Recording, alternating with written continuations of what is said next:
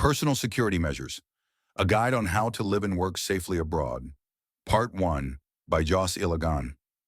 The U.S. Department of State often issues travel alerts and warnings for Americans who are going overseas, such as to Mexico, El Salvador, Haiti, Uganda, Sudan, Niger, South Africa, and Burkina Faso.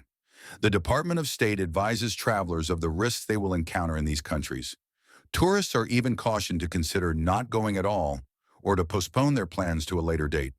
Some of the reasons for issuing travel alerts and warnings are due to unstable government, civil war, ongoing intense crime or violence, or frequent terrorist attacks. Some of the announcements cover the election season that is bound to have many strikes, demonstrations, or disturbances. A health alert like an outbreak of H1N1, or evidence of an elevated risk of terrorist attacks. In both publications, the State Department points out the possible terrorist attack. This kind of threat would intensify as the years go by, notably with the ongoing clout of the Islamic State of Iraq and Syria in the Middle East and Al-Qaeda in the African continent. American tourists can always cancel their vacation plans and depart if security conditions in their destinations improve. This can also be said for company executives who are on a planned business trip.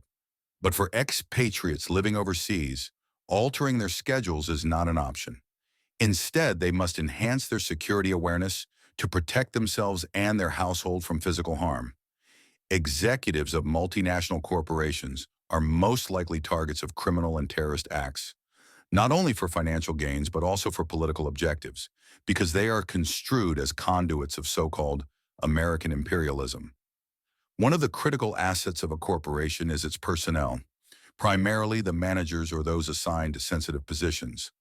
As such, appropriate attention must be given to the safety and protection of the executives and their families, particularly in high-risk countries where crimes are rampant and where terrorist groups operate unabated. The security operation is of universal application, but some techniques may need to be applied to address the threat condition.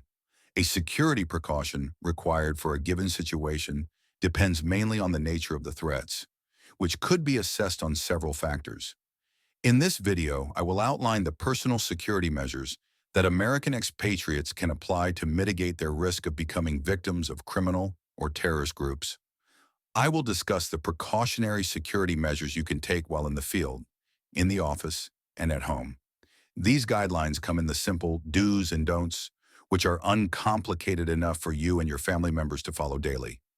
As a caveat, the security measures presented here should be guides only, as no one is more concerned with the protection of your well-being than yourself.